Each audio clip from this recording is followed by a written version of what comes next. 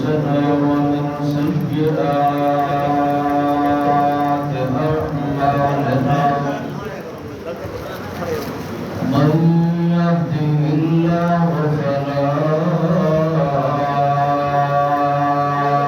مضل له ومن يضلله فلا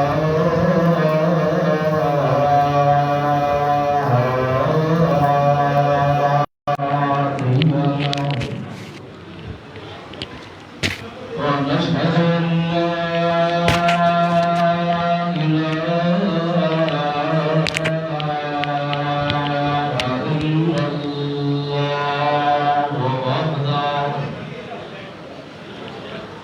وحده لا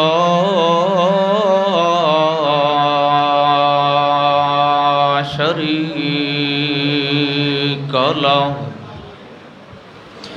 ونشهد أن سيدنا وسندنا وإمامنا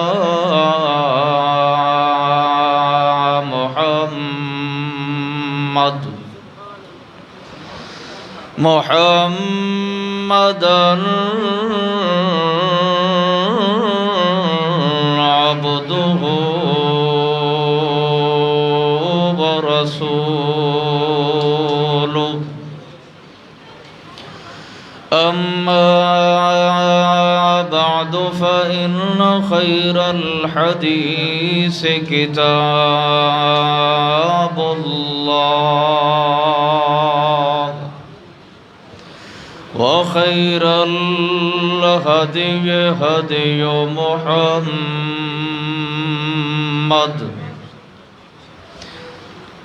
وشر الأمور محدثاتها إن كل محدثة بدعة كل بدعة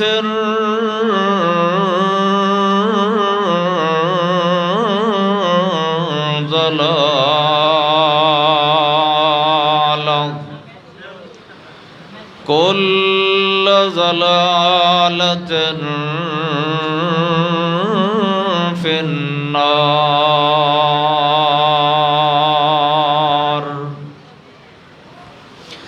أعوذ بالله من الشيطان الرجيم.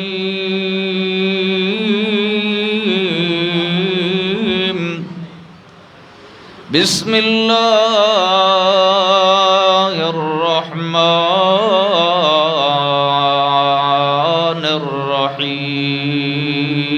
الرحيم. إنا أنزلناه في ليلة القدر وما أدراك ما ليلة القدر.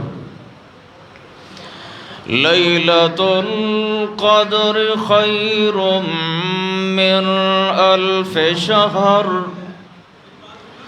تنزل الملائكة والروح فيها بإذن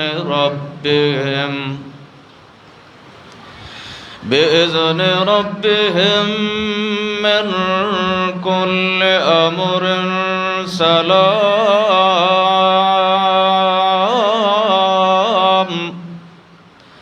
سلام هي حتى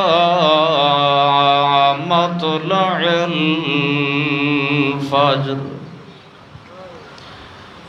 سبحان ربك رب العزة عما يصفون وسلام على المرسلين والحمد لله رب العالمين. معزز محترم مکرم سامعین کرام، بزرگوں، نوجوان ساتھیوں، السلام علیکم۔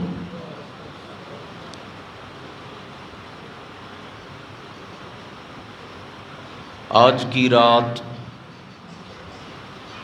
بڑی بابرکت رات ہے۔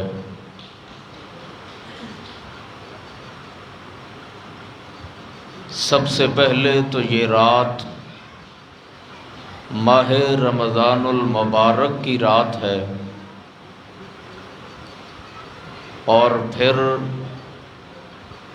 ماہ رمضان کے آخری عشرے میں آنے والی طاق رات ہے۔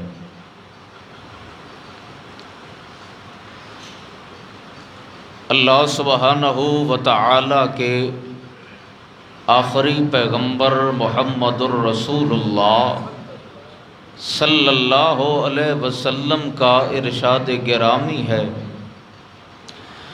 تحروا لیلۃ القدر من عشر الاواخر من رمضان۔ ماہ رمضان کے آخری عشرہ میں ایک رات ایسی ہے طاق راتوں میں سے جو 1000 مہینوں سے بہتر ہے۔ خیر من الف شہر، یہ 1000 مہینوں سے بہتر ہے۔ 1000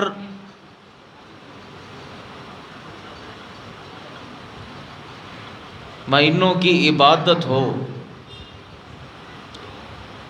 یا سال کی عبادت ہو، یہ اتنا بڑا انعام اللہ نے اس امت کو کیوں دیا ہے؟ اور یہ لیلۃ القدر جو ہے یہ کس کو نصیب ہوتی ہے؟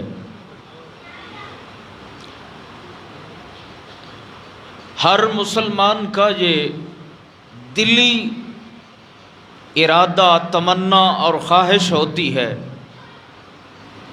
کہ مجھے لیلۃ القدر کی رات میسر آ جائے، کیونکہ یہ رات بڑی بابرکت، بڑی پررحمت ہے۔ اس رات کے اندر اگر ایک رکعت بھی خالصتاً اللہ کی رضا کے لیے پڑھی جائے تو وہ ایک رکعت بندے کے پچھلے سارے گناہ معاف کروا دیتی ہے۔ تو ہر بندے کی یہ خواہش ہے کہ اسے یہ رات میسر آ جائے تاکہ اپنے پچھلے گناہ معاف کروا لے۔ ہر بندہ یہ کوشش کرتا ہے، لیکن اس رات کا تعین اللہ کے پاک پیغمبر نے نہیں فرمایا، صرف اتنا فرمایا تحروا لیلۃ القدر من اواخر، کہ آخری عشرے کے اندر جو طاق راتیں ہیں ان میں اس رات کو تلاش کرو۔ کوئی تخصیص نہیں ہے، کوئی تعیین نہیں ہے، مخصوص نہیں کیا کہ 21ویں کی رات ہوگی، 23ویں کی رات ہوگی، 25ویں کی رات ہوگی یا 27ویں شب ہوگی، کیونکہ انسان جو ہے یہ بڑا مطلب پرست ہے، بڑا خود غرض ہے۔ اگر اس کو معلوم ہو جائے کہ فلاں رات یہ لیلۃ القدر کی رات ہوگی، شب قدر ہوگی، تو یہ پورا مہینہ چھوڑ کر صرف ایک رات عبادت کے لیے تیار ہو جائے گا، اور باقی سارا مہینہ یہ یوں ہی سو کے گزار دے گا۔ آج بھی آپ دیکھ لیں، آپ میں سے کتنے افراد ہیں، چند جو آپ بیٹھے ہوئے ہیں اللہ کے فضل سے، ورنہ تراویح پڑھنے کے لیے تو الحمدللہ یہ مسجد بھری ہوئی تھی، یہ میرا اپنا ذاتی مشاہدہ ہے، لیکن وہ چلے گئے جن کا یہی مقصد تھا کہ ہم نے قرآن ختم کروانا ہے، قاری صاحب نے ہار پہن لیے، مٹھائی تقسیم ہو گئی، ان کا کام ختم ہو گیا۔ رسم پوری ہو گئی ہے، اب کسی کو کسی اور ثواب کی ضرورت۔ لیکن بحمد اللہ آپ تشریف فرما ہیں تو ثواب لینے کے لیے کہ ہو سکتا ہے یہی رات لیلۃ القدر کی رات ہو، اور اس ایک رات میں جو اللہ کے ذکر کے لیے بیٹھ گیا ہے یا ذکر سننے کے لیے بیٹھ گیا ہے، تو اللہ کے پاک پیغمبر محمد الرسول اللہ صلی اللہ علیہ وسلم نے اس کے لیے یہ پروانہ مجدہ جاں فضا سنا دیا ہے کہ من قام رمضان ایمانا و احتسابا غفر لہ ما تقدم من ذنبہ، کہ جو اس رات کو ایک لمحے کے لیے اللہ کی یاد میں کھڑا ہو گیا ہے یا بیٹھ گیا ہے اللہ کا ذکر سننے کے لیے، تو غفر لہ ما تقدم من ذنبہ، اللہ اس کے پچھلے سارے گناہ معاف فرما دیتا۔ لیکن انسان کو ضرورت نہیں ہے، یہ تلاش تو کرتا ہے کہ شب قدر مجھے میسر آ جائے، مجھے مل جائے، مجھے وہ رات میسر آ جائے جس کی تخصیص ہی نہیں، پتہ ہی کوئی نہیں کہ کب آئے گی، کون سی رات ہوگی، جس کی تخصیص نہیں ہے اس کی تلاش یہ کرتا ہے۔ لیکن یہ تو پتہ ہے کہ جنت کس کو ملے گی، شب قدر کا معلوم نہیں کب آئے اور کس کو میسر آئے، لیکن یہ سب کو پتہ ہے کہ جنت کس کو ملنی ہے۔ یہ پتہ ہے نا آپ کو، سچ بولنے سے جنت ملے گی کہ نہیں، اچھے اعمال کرنے سے جنت ملے گی، اچھا عقیدہ توحید والا رکھنے سے جنت ملے گی، اپنے پڑوسی کے حقوق ادا کرنے سے جنت ملے گی، آپس میں رواداری اور ہمدردی کے ساتھ رہنے سے جنت ملے گی، مگر یہ اس کے لیے کوشش نہیں کرتا جو پکی بات ہے، جس کے بارے میں اس کو پتہ ہے کہ واقعتاً جنت ملے گی، کیونکہ یہ اللہ کا وعدہ ہے۔ یہ شب قدر تو تلاش کرتا ہے، یہ جنت کی تلاش کیوں نہیں کرتا جو یقینی ملے گی؟ آج بھی اس کے دل میں تعصب ہے، اپنے رشتہ داروں کے لیے جھوٹ بولتا ہے تو یہی مسلمان بولتا ہے، غیبت کرتا ہے تو یہی مسلمان کرتا ہے، لوگوں کے حق مارتا ہے تو یہی مسلمان مارتا ہے۔ یہ جنت میں لے جانے والے کام نہیں ہیں، اور جنت واقعتاً حقیقت ہے۔ شب قدر تو قسمت والوں کو نصیب ہوتی ہے، لیکن جنت کا وعدہ تو اللہ نے کیا ہے کہ اس بندے کو ضرور ملے گی جو اللہ کے پاک پیغمبر کے نقش قدم پر چل کے آیا۔ اس کے بارے میں کوئی کوشش نہیں، اس کو قرآن سے محبت نہیں، یہ محض رسمی عبادتیں کرتا ہے، جہاں میسر آ جائے تو ٹھیک ہے، وگرنہ کوئی ضرورت نہیں۔ آپ کو پتہ ہے یہ لیلۃ القدر کو عظمت کیوں ملی ہے؟ اس کے اندر رب نے قرآن نازل فرمایا ہے، اس رات کے اندر رب نے اپنا کلام نازل فرمایا ہے، اس رات کے اندر رب نے اپنے بندوں سے کلام کا آغاز کیا ہے، اس لیے اس رات کو یہ عظمت اور یہ درجہ، یہ مرتبہ نصیب ہوا ہے۔ لیلۃ القدر خیر من الف شہر، کیوں اس رات کے اندر رب نے قرآن نازل فرمایا ہے، قرآن اتار کے بندوں کے لیے، اس امت کے لیے راہ نجات اور آخرت کی جو کھیتی ہے اس کا سامان مہیا کیا ہے کہ یہ بندہ اس قرآن پر اپنا عمل اور ایمان پختہ کر کے اپنی آخرت سنوار لے۔ یہ قرآن کی نسبت سے ہے، اور جس کو بھی قرآن سے نسبت ہو جائے، اللہ فرماتے ہیں پھر وہ دنیا کی نظروں میں اگر کمزور بھی ہوگا، لیکن اگر اس کا دل، اس کی نسبت، اس کا جوڑ اس قرآن سے لگ گیا ہے تو پھر وہ بندہ عام نہیں ہو سکتا، بلکہ وہ اللہ کی نظروں میں بڑا خاص اور مقرب بن جاتا ہے۔ یہ نسبت قرآن کی وجہ سے ہے۔ آپ کو پتہ ہے اگر آپ گلی میں سے گزر رہے ہوں اور آپ کو کوئی چمکدار، کوئی رومال، کوئی کپڑا مل جائے راستے میں پڑا ہوا، صاف ستھرا ہو، دھلا ہوا ہو، تو آپ اس کو اٹھاتے ہیں، جھاڑ کے اپنے کندھے پر رکھ لیتے ہیں، چلو اور نہ صحیح تو گاڑی صاف کرنے کے کام آ جائے گا۔ لیکن اگر یہی کپڑا آپ کو مسجد کے صحن میں مل جائے، جس کے اوپر یہ گمان گزرے کہ یہ کپڑا قرآن کا غلاف ہے، تو آپ کا کیا عمل ہوگا؟ آپ اسے اٹھائیں گے، جھاڑیں گے، چومیں گے، آنکھوں سے لگائیں گے اور آ کے تاکچے کے اندر ہے یہ بھی کپڑا ہے، وہ بھی کپڑا، مگر اس کپڑے کو نسبت ہے کس سے؟ قرآن سے ہے، اس لیے آپ کے دل میں اس کی عظمت ہے، اس کا وقار ہے، اس کا رتبہ ہے۔ تو اللہ فرماتے ہیں صرف خالی ٹکرے مارنے سے، رسمی عبادتیں کرنے سے، رسمی روزے اور نوافل پڑھنے سے کامیابیاں نہیں ملا کرتی۔ اگر حقیقت کے اندر جنت کے طلبگار ہو تو پہلے اپنا جوڑ قرآن کے ساتھ بنا لو۔ اگر قرآن پر تمہارا عمل ہو گیا، قرآن کے مطابق تمہارا کردار بن گیا، قرآن کے مطابق تمہارا قول و قرار بن گیا، قرآن کے مطابق اگر تم نے زندگی گزار لی، پھر چاہے تھوڑا عمل بھی کرو گے، اللہ اس کا دگنا ثواب عطا فرما دے۔ اگر قرآن سے جوڑ نہیں بنا تو پھر کوئی عمل بھی قابل قبول، کیونکہ یہ قرآن ہے جو ہماری ہدایت کے لیے آیا ہے، اور جب یہ نازل ہوا ہے تو اللہ فرماتے ہیں اتبع ما یوحی الیک، اے میرے پاک پیغمبر اس قرآن کی پیروی کرو۔ اس قرآن کی،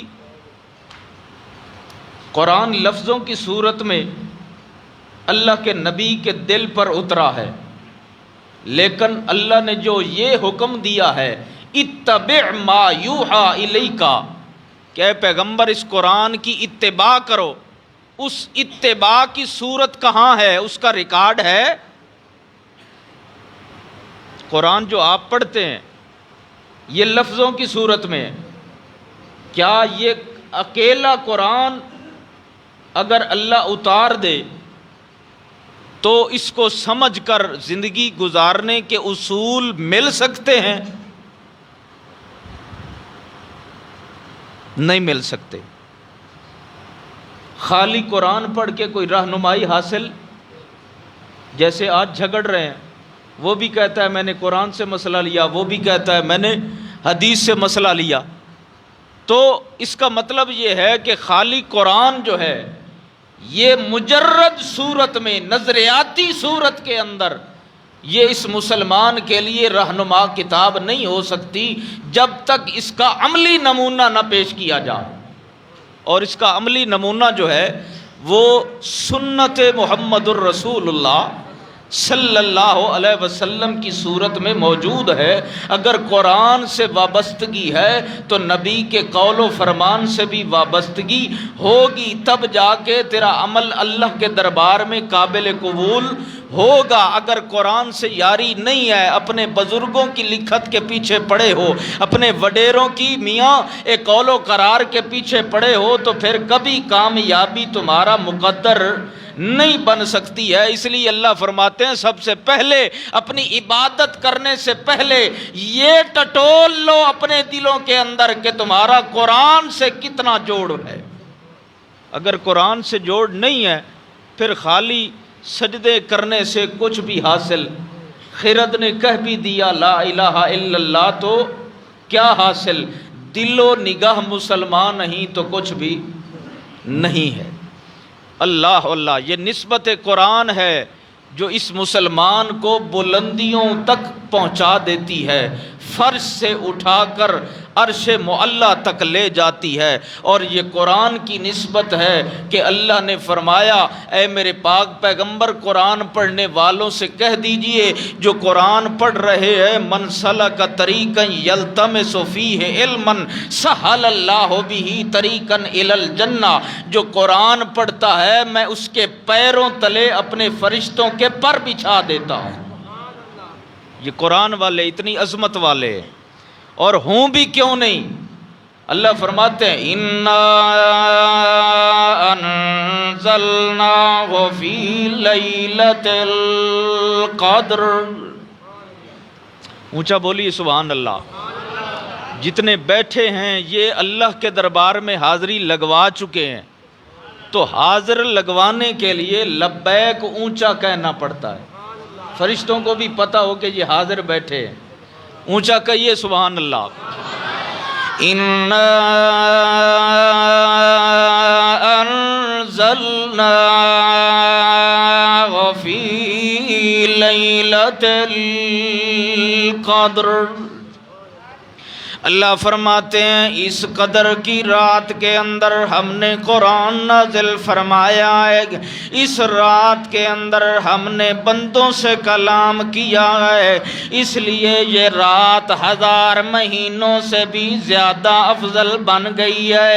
اللہ فرماتے ہیں لیلۃ القدر خیر من الف شہر، یہ رات بڑی بابرکت رات ہے۔ اس رات کے اندر اللہ فرماتے ہیں تم یہ کوشش کر لو کہ ہماری اللہ کے ساتھ سلو ہو جائے، ہماری اللہ کے ساتھ میاں بن جائے، من مانیاں نہ کیا کرو، بلکہ اللہ فرماتے ہیں اس رات کے اندر جس کو بھی میسر آ جائے لیلۃ القدر کی رات، اگر اس رات کے اندر وہ اللہ کو منا لیتا ہے، اس وقت اللہ فرماتے ہیں تتنزل علیہم الملائکہ،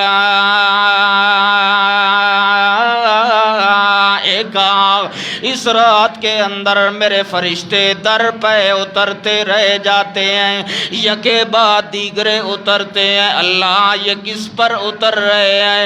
اللہ فرماتے ہیں تتنزلو، یہ فرشتوں کا اترنا ان خاکیوں پر ہوتا ہے۔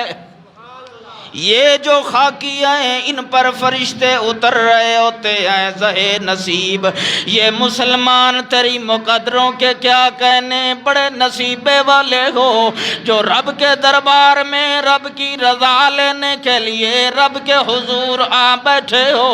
اللہ فرماتے ہیں تتنزل علیہم الملائکہ،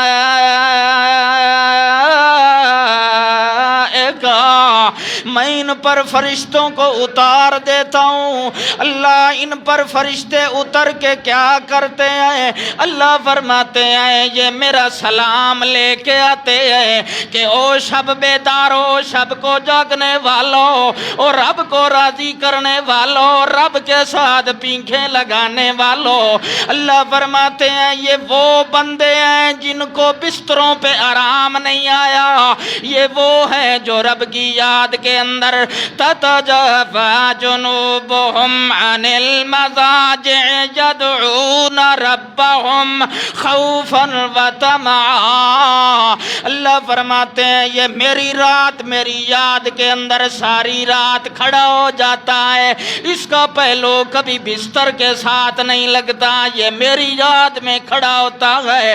اس لیے اللہ فرماتے ہیں تتنزل علیہم الملائکہ، میں نے وعدہ کیا ہوا ہے جو حق سچ کے راہی ہوتے ہیں، جو خالصتاً میری یاد میں زندگیاں گزارنے والے ہوتے ہیں، جو پوری دنیا سے کٹ کر میں رب کے ساتھ لو لگانے والے ہوتے ہیں۔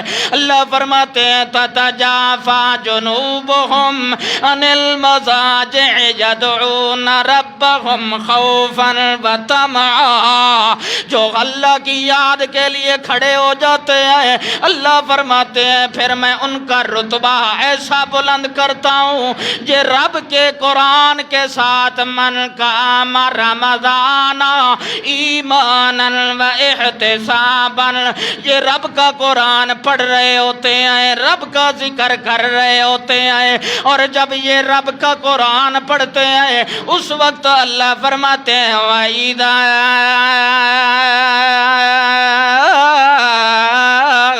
تُلِيَتْ عَلَيْهِمْ آيَاتُهُ زَادَتْهُمْ إِيمَانًا۔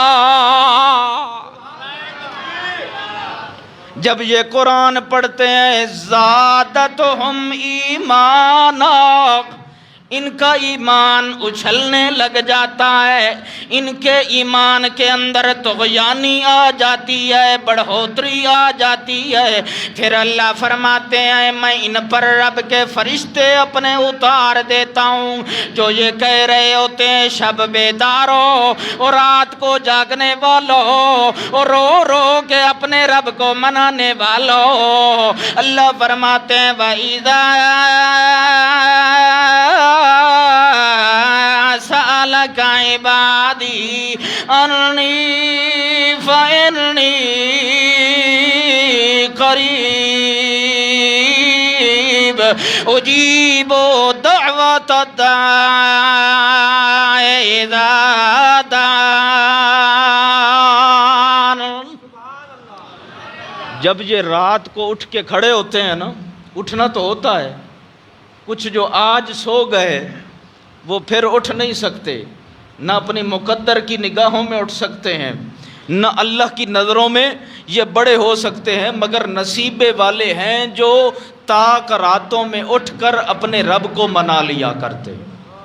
اٹھنا تو ہوتا ہے سحری کھانے کے لیے، لیکن اگر بندہ 2 گھنٹے پہلے اٹھ جائے، 2 گھنٹے پہلے اٹھ جائے، کیونکہ سحری تو کرنی ہے، اور سحری کے بارے میں اللہ کے پاک پیغمبر فرماتے ہیں وفی سحور برکتن، جو سحری کھاتا ہے اللہ اس کے کھانوں میں برکتیں نازل فرما دیتا ہے۔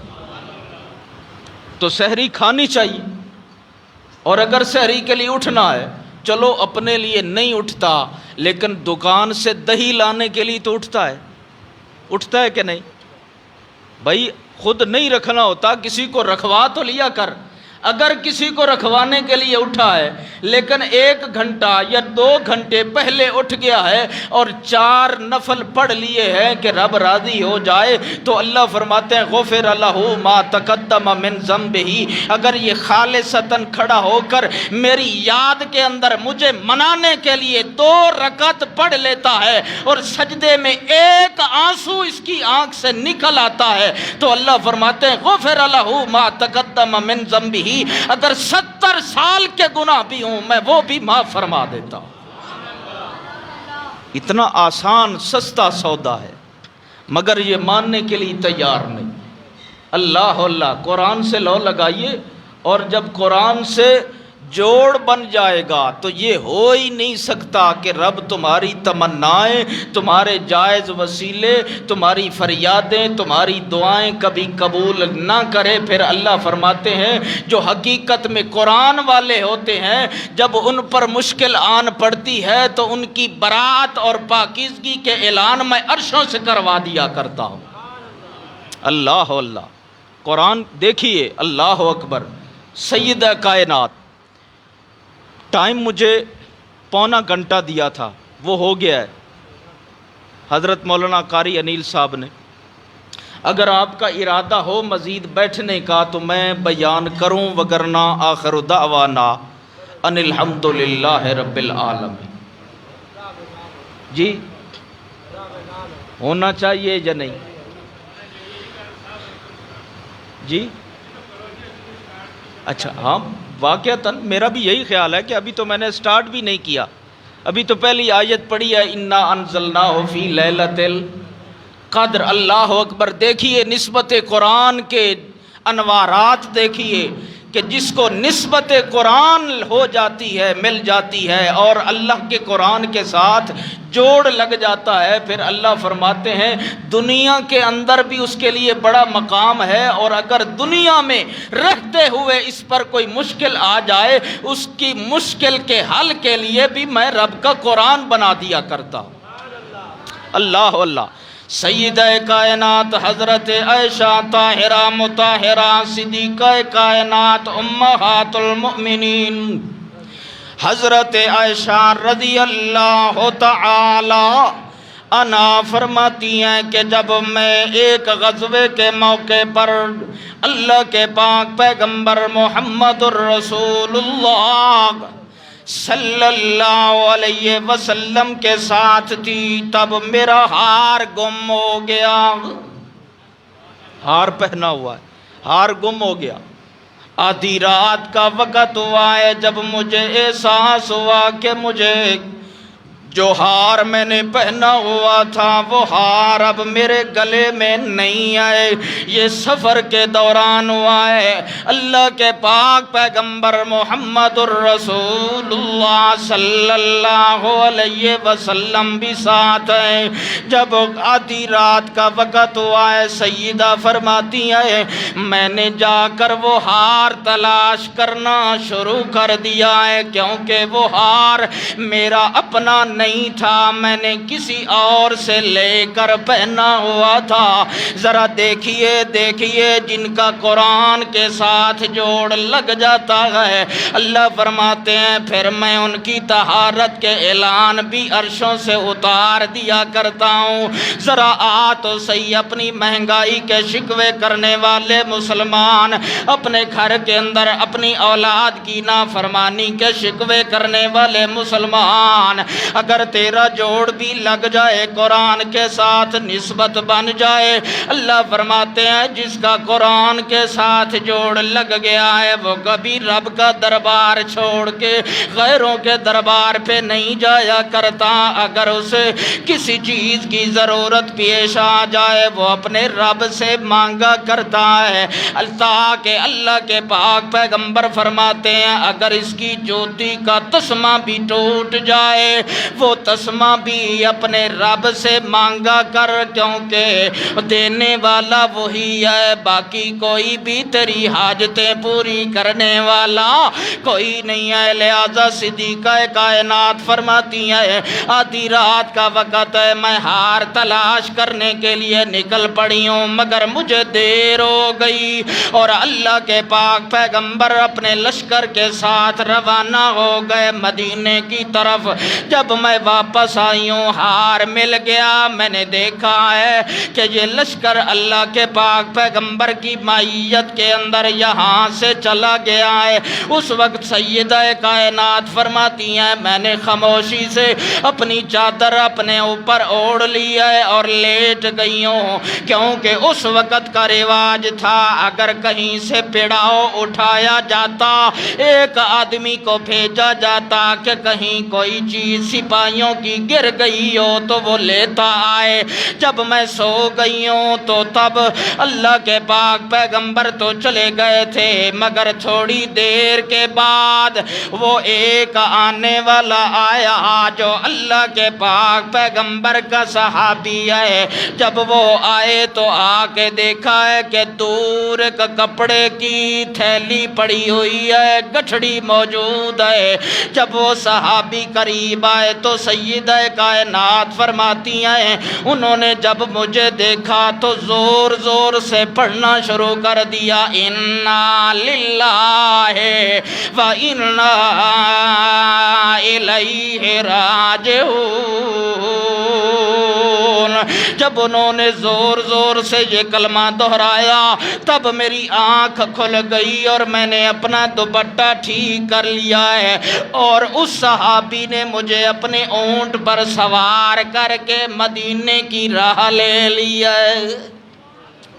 یہ امہات المؤمنین ہیں، اور جو آگے چل رہا ہے وہ نبی کا امتی ہے، صحابی بھی ہے۔ اللہ اللہ کتنی عظمت والا۔ اور جب چلتے چلتے سیدہ فرماتی ہیں جب میں مدینے کے قریب آئی لوگ دیکھ رہے تھے جب انہوں نے دیکھا کہ یہ تو اللہ کے پاک پیغمبر محمد الرسول اللہ صلی اللہ علیہ وسلم کی زوجہ محترمہ ہے، حضرت عائشہ صدیقہ ہیں، تو لوگ بڑے حیران ہوئے، کچھ خوش ہو گئے کہ چلو واپس رہ گئی تھیں تو اب آ گئی ہیں۔ لیکن جب میں مدینے پہنچی ہوں تو کچھ دن کے بعد ایک فضا پیدا ہو گئی ہے، منافقوں نے کہا ہے کہ العیاذ باللہ حضرت عائشہ کا دامن داغدار ہے۔ ان کا عائشہ کا دامن کیا ہے؟ داغدار ہے، کیونکہ یہ آدھی رات کو کسی غیر محرم کے ساتھ واپس لوٹی ہیں، تو العیاذ باللہ نعوذ باللہ ان کا دامن داغدار ہو گیا ہے۔ اور یہ افواہ پھیلانے والا اور کوئی نہیں تھا، عبداللہ بن ابی تھا، منافقوں کا سردار۔ اور کبھی بھی منافق کو نہ صدیق اچھا لگتا ہے نہ صدیقہ اچھی لگتی ہے۔ یہ شروع دن سے منافق کا رواج رہا ہے، یہ وتیرہ رہا ہے کہ منافق کو صدیق کا گھرانہ کبھی بھی پسند نہیں آیا۔ اللہ اکبر۔ جب یہ اعلان ہوا ہے کہ حضرت عائشہ کے بارے میں یہ الزام لگایا جا رہا ہے کہ العیاذ باللہ ان کا دامن پاک نہیں رہا بلکہ داغدار ہو گیا ہے، اس وقت اللہ کے پاک پیغمبر بھی بڑے رنجیدہ ہوئے، بڑے غمزدہ ہوئے، حتیٰ کہ حضرت عائشہ فرماتی ہیں جب مجھے پتہ چلا کہ یہ مدینے کی گلیوں میں یہ آوازہ لگایا جا رہا ہے، اس وقت میں نے یہ محسوس کیا کہ اللہ کے پاک پیغمبر کا میرے ساتھ رویہ نہیں ٹھیک۔ پہلے تو آتے تھے اور کہتے تھے یا حمیرہ تعالے، اے میری سرخ گالوں والی ذرا جلدی آؤ، کبھی عائشر کہتے ہیں، کبھی آیش کہتے ہیں، کبھی حمیرہ کہتے ہیں، مگر اب جب بھی گھر میں داخل ہوتے ہیں تو دور سے پوچھ لیتے ہیں کہ ان کا حال کیا ہے۔ تو جب محبت کرنے والوں کو یکدم وصال کی خبر دی جائے، میاں جدائی کا پروانہ سنایا جائے، یا ان کے دل پر جو گزرتی ہے وہی جانتے ہیں یا ان کا رب جانتا ہے۔ تو حضرت عائشہ فرماتی ہیں مجھے بڑا شاق گزرا، بڑی پریشانی ہوئی کہ اللہ کے پاک پیغمبر اب میرے ساتھ محبت کے ساتھ پیش نہیں آتے۔ تو حضرت عائشہ فرماتی ہیں اللہ کے پاک پیغمبر جی اگر اجازت ہو تو میں اپنے ابا کے گھر تشریف لے جاؤں، یہ ناز کا مقام ہے، کیونکہ حضرت عائشہ جانتی ہیں کہ اللہ کے پاک پیغمبر ان کے ساتھ بڑی محبت رکھتے ہیں، بڑا انس و پیار ہے۔ جب میں یہ کلمہ کہوں گی کہ میں اپنے ابا کے گھر چلی جاؤں، تب اللہ کے پاک پیغمبر مجھے یہ اپنا حجرہ چھوڑنے نہیں دیں گے، بلکہ میرے ساتھ سلو کر لیں گے، رسائی ہو جائے گی۔ مگر حضرت عائشہ فرماتی ہیں اللہ کے پاک پیغمبر فرمانے لگے چلو ٹھیک ہے عائشہ، اگر تمہارا یہی ارادہ ہے تو چلی جاؤ اپنے ابا کے گھر۔ اس وقت حضرت عائشہ فرماتی ہیں میرا دل ٹوٹ سا گیا ہے، دل شکستہ سا ہو گیا ہے، بوجھل قدموں کے ساتھ میں اپنے ابا کے گھر آ گئی ہوں۔ وہاں بھی آ کے جو منظر میں نے دیکھا ہے، میرے ابا بھی رو رہے ہیں، میری اماں ام رمان بھی رو رہی ہیں کہ ہماری بچڑی کے ساتھ یہ کیسا سلوک ہو رہا ہے۔ جب اپنے ماں باپ کو روتے ہوئے دیکھا ہے، اس وقت حضرت عائشہ فرماتی ہیں یا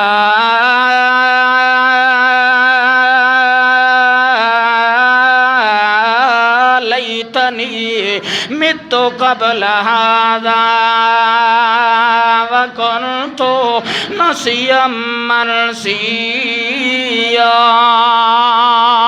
ہائے کاش یہ دن دیکھنے سے پہلے میرے اوپر موت آ جاتی، لوگ میرا نام بھی نہ جانتے۔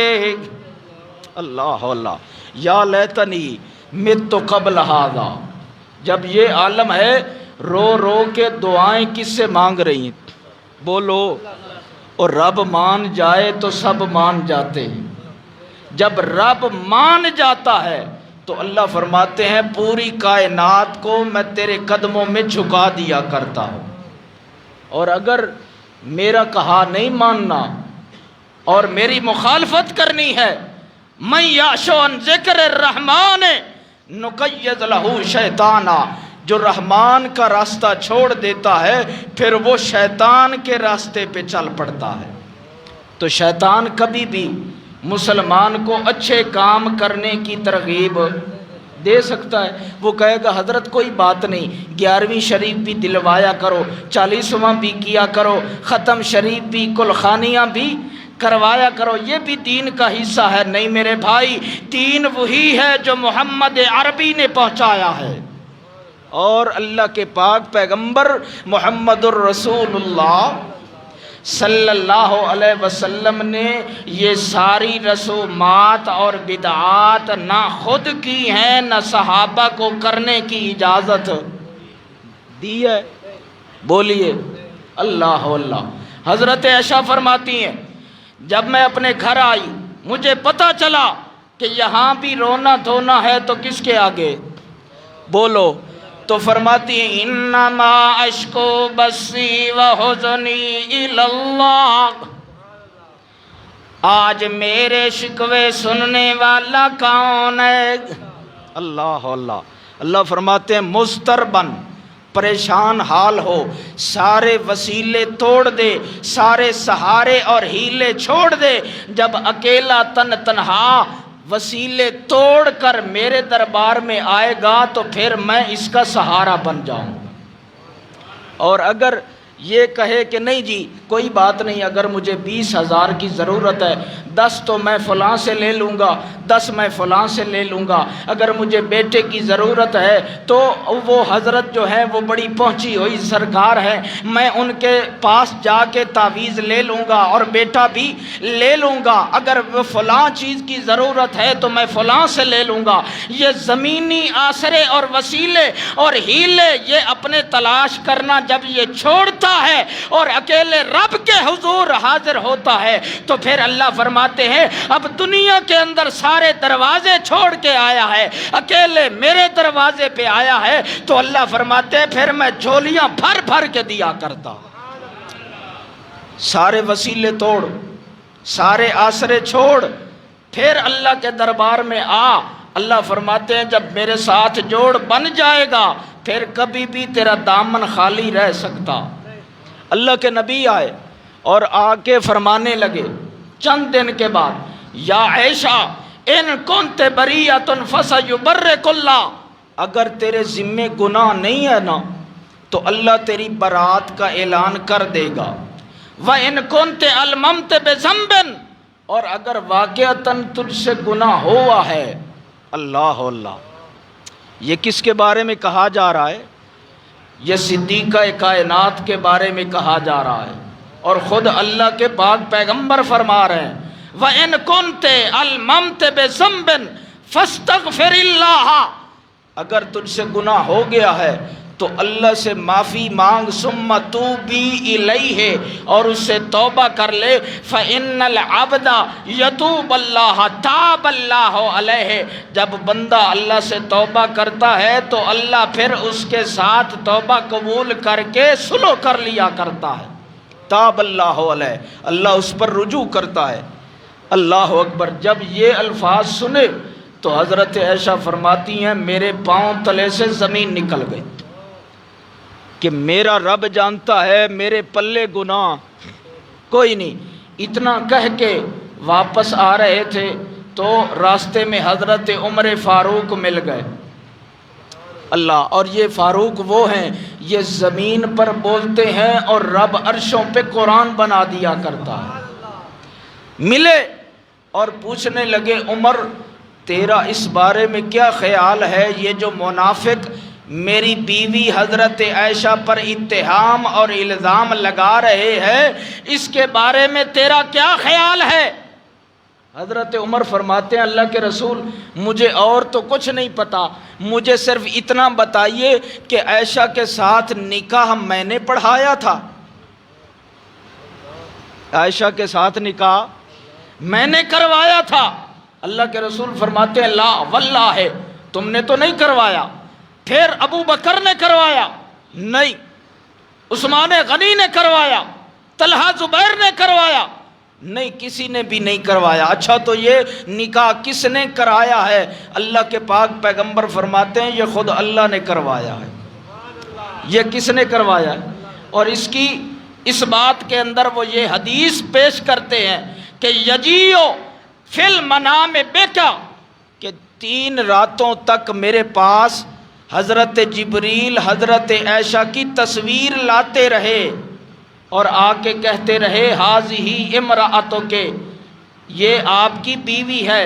فلما کشفت عنک الثوب وجہک الثوب، جب میں وہ رومال ہٹا کے دیکھتا تھا تو حضرت عائشہ کی تصویر ہوا کرتی تھی۔ یہ نکاح کس نے پڑھایا ہے؟ تو حضرت عمر فرمان لگے کہ اگر نکاح اس اللہ نے پڑھایا ہے تو نبی پاک ہو اور بیوی ناپاک ہو یہ کبھی ہو سکتا نہیں۔ نکاح خواں بھی وہی ہے، نکاح کروانے والا بھی وہی ہے، اور وہی آپ کے بستر کو بچانے والا بھی ہے۔ اس بستر کی عظمت اور عزت وقار بچانے والا بھی وہی اللہ ہے۔ جب یہ جملے سنے تو اللہ کے پاک پیغمبر فرماتے ہیں میں فوراً واپس تشریف لے گیا۔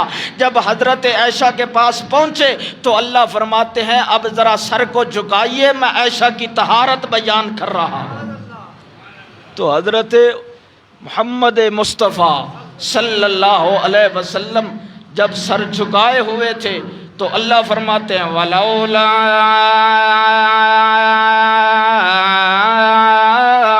اِذْ سَمِعْتُمُوهُ قُلْتُمْ مَا يَكُونُ لَنَا، اللہ کے پاک پیغمبر پر یہ وحی اتر رہی ہے کہ جب منافقوں نے یہ اتہام لگایا گیا آپ کی بیوی عائشہ پر، تب اللہ فرماتے ہیں جب یہ سنا تھا الزام، اسی وقت اس الزام کی میاں تنکیر کیوں نہیں کی ہے؟ آپ نے فوراً کہنا تھا ہاذا بہتان عظیم۔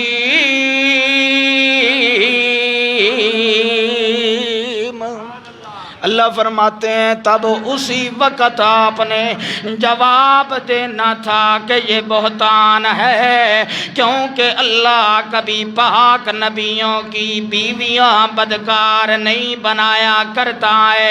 اللہ کا قانون ہے وَلِلْخَبِيثَاتُ لِلْخَبِيثِينَ وَالْخَبِيثُونَ لِلْخَبِيثَاتِ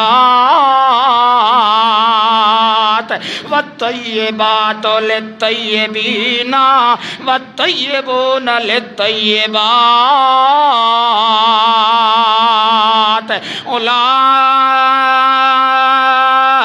اولئک مبرؤون مما یقولون۔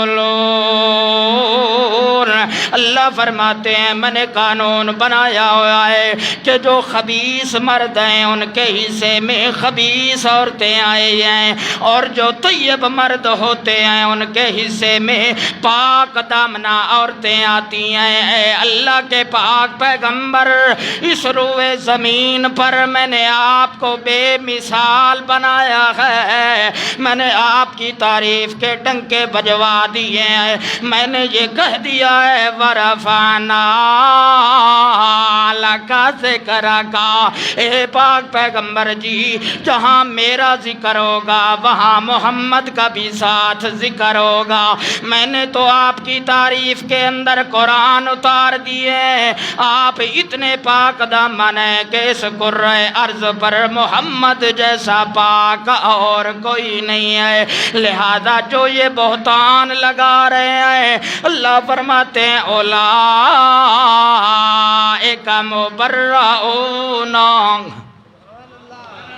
یہ اس الزام سے بری ہیں۔ اللہ فرماتے ہیں نسبت لگائیے، جوڑ لگائیے میری ذات کے ساتھ، اور جس کا جوڑ قرآن سے اور اس قرآن کے پڑھنے والے پیغمبر سے لگ گیا ہے، اللہ کبھی بھی اسے بے یار و مددگار نہیں چھوڑتا ہے۔ اللہ عمل کی توفیق عطا فرمائے۔ آخر دعوانا ان الحمدللہ رب العالمین۔